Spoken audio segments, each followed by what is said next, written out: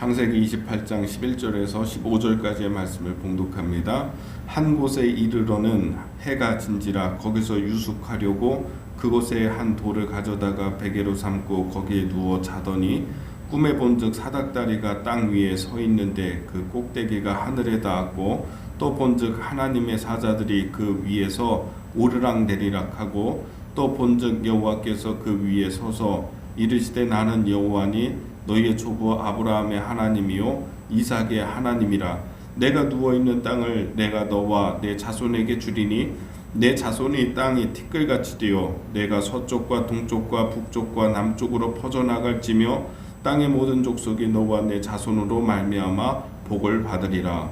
내가 너와 함께 있어 내가 어디로 가든지 너를 지키며 너를 이끌며 이 땅으로 돌아오게 할지라. 내가 내게 허락한 것을 다 이루기까지 너를 떠나지 아니하리라 하신지라.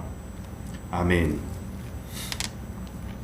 오늘은 다니엘 새벽기도의 셋째 날이 되었습니다. 다니엘 새벽기도회를 하면서 여러분이 부지런하게 되고 또 하나님의 말씀을 사모하는 그런 마음이 또 여러분에게 생기게 될 줄로 믿습니다. 내일의 말씀도 어떤 말씀이 또 주어지게 될까? 또 이런 사모함도 생기게 되기를 바랍니다. 오늘 주어진 이 말씀은 기도에 있어서 참 중요한 그런 의미를 갖고 있는 그런 본문의 말씀입니다. 그래서 이번에 다니엘 3차 이제 시작이 되면 제가 반드시 이 이야기를 해야 되겠다라고 그렇게 손으로 꼽고 있었던 말씀 가운데 하나입니다. 우리가 기도할 때 우리의 기도가 하나님의 마음에 닿는다는 사실을 보여주는 성경의 본문의 말씀입니다. 오늘 야곱의 인생인데 야곱이라고 하는 사람은 하나님의 그 믿음의 조상이 아브라함 그리고 이삭, 야곱을 꼭 얘기하죠. 아브라함의 하나님, 이삭의 하나님, 야곱의 하나님. 오늘도 말씀에서 여호와께서 야곱에게 말씀하실 때 나는 너희의 조부 아브라함의 하나님, 너희의 아비 이삭의 하나님이다 이렇게 나타나서 말씀하시죠. 이제 내가 너희의 하나님이 되어주겠다, 야곱의 하나님이 되어주겠다라고 하는 그런 말씀이죠. 근데 아브라함과 이삭과 야곱 가운데에서 이 야곱이 좀 특별한 사람이에요. 특이한 사람이에요. 아브라함은 하나님이 아브라함을 찾아오셨어요. 그래서 내가 너로 큰 민족을 이루게 하겠다, 내가 너를 선택했다 이렇게 말씀하셨어요. 이삭은 아브라함에게 약속을 하셨어요. 너희의 몸에서 날 씨가 너희의 후손이 될 것이고 약속의 씨앗이 될 것이다. 너희의 아내 사라에게서 태어나는 자식이 너희의 후사가 될 것이다. 내가 선택한 자다 이렇게 말씀을 하셨죠. 야곱은 태어날 때 장자로 태어나지 않고 차자로 태어났잖아요. 어머니 뱃속에서 쌍둥이였는데 형 에서가 먼저 나왔고 그리고 형의 발 뒤꿈치를 붙들고 나온 사람이 야곱인 것입니다. 이삭의 뜻은, 아버지 이삭의 뜻은 하나님의 약속과 자기의 모든 기업을 누가 있냐? 에서가 있는 거예요. 에서가, 형이. 그래서 상황이 좀 달라요. 아브라함과 이삭과는 좀 상황이 달라. 그래서 야곱은 아버지의 뜻과 모든 상황 가운데에서 배제됐던 사람이에요. 그러니까 하나님의 은혜와 하나님의 축복이 야곱에게 흐르는 게 아니었던 상황이었어요.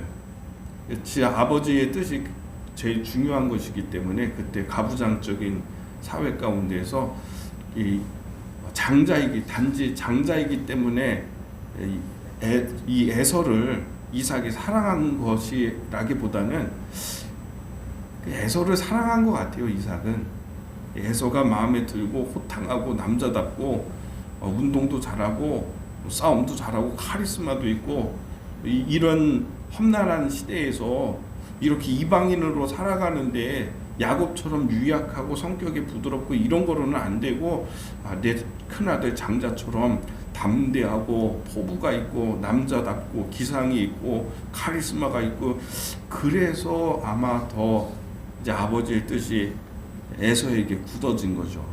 나의 모든 것을 에서에게 줄 것이다. 장자의 권리를 다 그에게 줄 것이다. 이런 상황이었잖아요. 그래서 이 야곱은 태어날 때부터 그게 안 됐어요. 그게 자기의 것이 아니었다고요.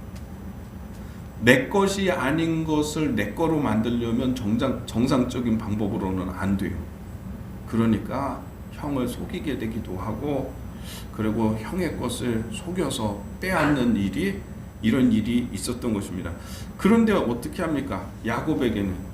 야곱은 물러날 수 없는 자기 안에 소망이 있고 소원이 있는 것입니다. 할아버지 때부터 약속하신 하나님의 축복과 영적인 복이, 아버지에게 주어진 그 영적인 은혜가 나에게 흘렀으면 좋겠다. 내가 그 은혜를 받고자 하는 소망이 야곱에게는 있었던 거예요. 단지 내가 아버지의 재산을 내가 다 받겠다, 이것보다는 이 야곱의 소원은 뭐냐? 아버지의 하나님이 나의 하나님이 되었으면 좋겠고, 할아버지의 하나님, 그 약속하신 하나님의 약속이 나에게 흘렀으면 좋겠고, 이게 포기가 안 되는 걸 어떻게 합니까? 태어날 때부터 모든 상황과 아버지의 뜻은 지금 형 에서에게로 굳어졌는데, 근데 내가 가지고 있는 소망이 내가 하나님의 사람이 되고 내가 하나님의 복을 얻는 사람이 되겠다라고 하는 이 간절한 소망이 꺾이질 않는 걸 어떻게 해요? 그러니 어머니가 야, 너 내가 요리를 해올 테니까 형인 것처럼 들어가서 너 기도를 받아라 라고 할 때에도 그렇게 했던 거죠. 이게 정상적인 방법으로는 이런 상황에서 안 되는 거예요. 너에게는 복이 없다. 나는 너에게 줄 것이 없다. 이렇게 해도 여러분, 또 야곱은 물러날 수 없는 그런 어떤 마음에 영적인 소망함이 있었던 것입니다. 그래서 형을 결국 아버지를 속이게 되었고 형 것을 빼앗게 되었죠. 이것이 좋다, 이것이 잘했다, 이것이 합리적이지 않다, 바르지 않다, 이런 얘기를 하는 게 아니라, 그런 소망함이, 물러날 수 없는 소망이 야곱에게 있었다는 거예요. 그리고 그런 일을 벌이게 되었죠. 여러분, 세상에서 살면서 나에게 허락되지 않는 게 많잖아요. 있잖아요. 태어날 때부터 나는 차자로 태어나고, 셋째로 태어나고, 둘째로 태어나고, 아버지의 재산과 모든 거는 형에게 다 정해져 있고, 그러면요, 부모 사랑 한 번이라도 더 받으려면 정상적으로 가만히 있어서는 안 되는 거예요. 뭐 특별한 행동을 해야 되는 거고, 요즘 정치권에서 대선의 이슈가 굉장히 이제 국민들의 관심이 많은데, 정상적인 방법으로 안 되는 사람들이 이슈를, 사람들의 시선을 받을 수가 없어요. 어떤 특별한 행동이 있어야 되는 것이고, 특별한 뭐가 있어야지, 뭐 어떤 행위가 있어야지 그 사람이 눈에 띄는 것처럼, 지금 이 야곱이 다 형에게 굳어지고 다 형의 것이 이미 되어 있는데, 내가 이 영적인 복을 가져오려면은 여러분, 이런 행동이 나오는 것입니다. 우리는 주목할 것이 야곱이 그토록 하나님의 은혜를 사모했다는 것에 주목을 하게 되기를 바랍니다. 근데 이런 행동이 사람이 인간적인 눈으로 볼 때에는 아버지를 속이는 일이 되었고, 사람의 시선으로 볼 때는 이것이 악한 일이라고 얘기할 수도 있겠지만은, 그러나 그 영적 복을 사모하고 있는 야곱을 하나님이 그 행동을 보시게 되는 결정적인 계기가 되는 것입니다. 결국 야곱은 이 일로 도망을 가고 쫓겨가게 되지만, 이제 오늘 성경의 본문의 말씀으로 좀 한번 보겠습니다. 12절의 말씀에, 11절에 한 곳에 이르러는 해가 진지라 거기에서 유숙하려고 그곳 한 돌을 가져다가 베개로 삼고 거기에 누워 자더니 꿈에 본즉 사닥다리가 땅 위에 서 있는데 그 꼭대기가 하늘에 닿았고 또 본즉 하나님의 사자들이 그 위에서 오르락 내리락 하고. 여러분, 이게 중요합니다. 이 야곱의 행동이요, 하나님 복 사모하는 이 야곱의 행동이 하나님의 마음에 닿은 거예요. 그래서 도망가다가 한 곳에서 유숙을 했는데 이제 꿈에서 본 거예요. 사다리가 놓여 있는데 땅에서부터 하늘까지 이것이 놓여 있고, 그것이 정확하게 성경 말씀 보세요. 하늘에 닿았고 이렇게 되어 있어요. 히브리서 전치사로는 이게 땅에서부터 시작해가지고 하늘을 향하여서 사다리가 닿았다는 얘기예요. 그래서 굉장히 중요한 의미가 있습니다. 여러분, 우리가 기도를 하면 사다리가 놓이는 겁니다. 하늘을 향해서 사다리가 놓이는 겁니다. 이게 땅에서부터 하늘에서부터 시작된 사다리라기보다는 오늘 성경의 말씀에 저는 이렇게 해석을 하고 싶어요. 하늘에서부터가 아니라 땅에서부터 시작한 그 사다리가 하늘까지 닿은 거예요. 하늘에 닿았고 이렇게 되어 있잖아요. 여러분, 기도하면 하늘까지 우리의 사다리가 놓이게 되는데 참 그것이 닿았다는 거죠. 그 꼭대기가 하늘에 닿았고 사다리 꼭대기가 하늘에 닿았고 이렇게 되어 있어요. 이게 굉장히 중요한 것입니다. 우리가 기도할 때 사다리가 시작이 된다. 저 하늘을 향해서. 근데 기도가 너무 미약하고 약하니까 하늘에 닿지 못한다면 여러분 어떻게 하겠습니까? 그 꼭대기가 하늘에 닿았고 이렇게 되게 되기를 축복합니다. 야곱의 여기는 기도했다는 이야기는 없죠. 야곱이 그죠? 야곱이 지금까지 어떤 기도했다는 간구했다는 이런 표현은 없으니까. 그러나 하나님의 은혜와 복과 축복을 사모하면서 그 영적인 기업과 영적인 은혜를 사모하면서 했던 야곱의 행동이 기도가 되어서 하나님께 닿은 거예요. 하늘에 닿은 거예요. 그랬더니 꿈에 하나님께서 나타나셔서 그 사다리를 보여주시면서 그 다음 현상이 뭐냐면, 자, 다시 보겠습니다. 꿈에 본즉 사다리가 땅 위에 서 있는데 그 꼭대기가 하늘에 닿았고 또 본즉 하나님의 사자들이 그 위에서 오르락 내리락 하고. 이게 중요합니다. 사다리가 하늘에 닿으니까 천사들이 하늘과 땅을 오가면서 하나님의 사자들이 오르락 내리락 하는 걸 본 거예요. 환상을 통해서 본 거예요. 하나님이 보여주신 거예요. 그리고 하나님의 약속이 들리는 거예요.